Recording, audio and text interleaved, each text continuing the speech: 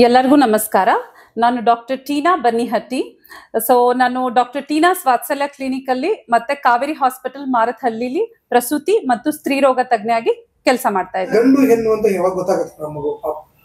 Okay, ಇವಾಗ ನೋಡಿ, ಮಗು ಆಗ್ಬೇಕು ಅಂದ್ರೆ ಹೆಂಗಸರಿಂದ ಅಂಡಾಣು ಬೇಕಾಗುತ್ತೆ, ಗಂಡಸರಿಂದ ವೀರ್ಯಾಣು ಬೇಕಾಗುತ್ತೆ. ಇವಾಗ ಒಂದು ಅಂಡಾಣು ಒಂದು ವೀರ್ಯಾಣು ಸೇರಿದ ಮೇಲೆ ಆಗ್ತಕ್ಕಂತ ಒಂದು ಜೀವಕೋಶದ ಮಗುವಿಗೆ ನಾವು ಝೈಗೋಟ್ ಅಂತ ಕರಿತೀವಿ. ಇವಾಗ ಮಗು ಒಂದು ಸೆಲ್, ಒಂದು ಜೀವಕೋಶ ಇದ್ದಾಗ್ಲೇ ಡಿಸೈಡ್ ಆಗೋಗಿರುತ್ತೆ ಅದು 46XX 46XY ಅಂತ. 46XX ಇದ್ರೆ ಅದಕ್ಕೆ ನಾವು ಹೆಣ್ಪಾಪು ಅಂತ ಕರಿತೀವಿ, 46XY ಇದ್ರೆ ಅದಕ್ಕೆ ಗಂಡು ಮಗು ಅಂತ ಕರಿತೀವಿ. ಆದ್ರೆ ಚುಕ್ಕೆ ತರ ಇದ್ದಾಗ ನಮಗ್ ಗೊತ್ತಾಗೋದಿಲ್ಲ ಅದು ಗಂಡೋ ಹೆಣ್ಣು ಅಂತ ಹೇಳಿ.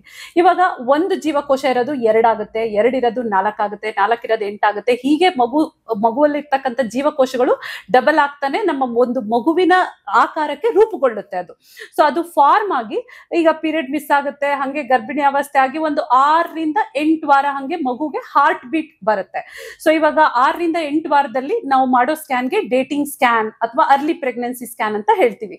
ಅಲ್ಲಿ ನಮ್ಗೆ ಹೇಗ್ ಕಾಣುತ್ತೆ, ಮಗು ಒಂದು ತಟ್ಟೆ ಆಕಾರದಲ್ಲಿ ಕಾಣುತ್ತೆ, ಜಸ್ಟ್ ಒಂದ್ ತಟ್ಟೆ ಆಕಾರದಲ್ಲಿ.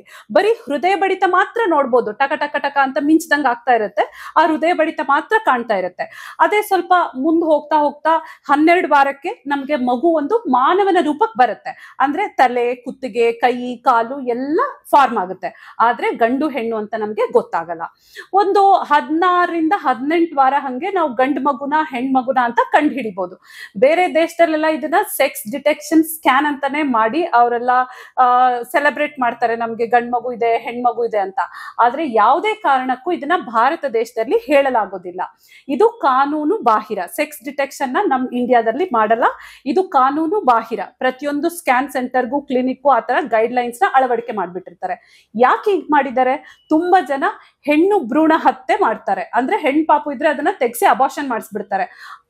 ಅದನ್ನ ಕಂಟ್ರೋಲ್ ಮಾಡಕ್ಕೋಸ್ಕರ ಮಾಡಿರ್ತಕ್ಕಂಥ ಕಾನೂನ್ಗೆ ನಾವು PCPNDT ಅಂತ ಕರಿತೀವಿ. ಸೊ ಈ ಆಕ್ಟ್ ಅಡಿ ಯಾರೇ ಸ್ಕ್ಯಾನ್ ಡಾಕ್ಟರ್ ಆಗ್ಲಿ ಈ ಮಗು ಗಂಡ ಹೆಣ್ಣು ಅಂತ ಎಲ್ಲೂ ಹೇಳಲಾಗೋದಿಲ್ಲ. ಸೊ ಹಂಗಾಗಿ ನಮ್ ದೇಶದಲ್ಲಿ ಯಾವಾಗ ಗೊತ್ತಾಗುತ್ತೆ ಗಂಡ್ ಪಾಪುನ ಹೆಣ್ ಪಾಪುನ ಅಂತ? ಹೆರಿಗೆ ಆಗಿದ್ದ ದಿನ ಡಾಕ್ಟರ್ ತಂದು ತೋರಿಸ್ದಾಗ್ಲೇ ನಮ್ಗೆ ಗೊತ್ತಾಗೋದು ಹೆಣ್ಮಗು ಹುಟ್ಟಿದೆನಾ ಗಂಡ್ ಮಗು ಹುಟ್ಟಿದೆನಾ ಅಂತ.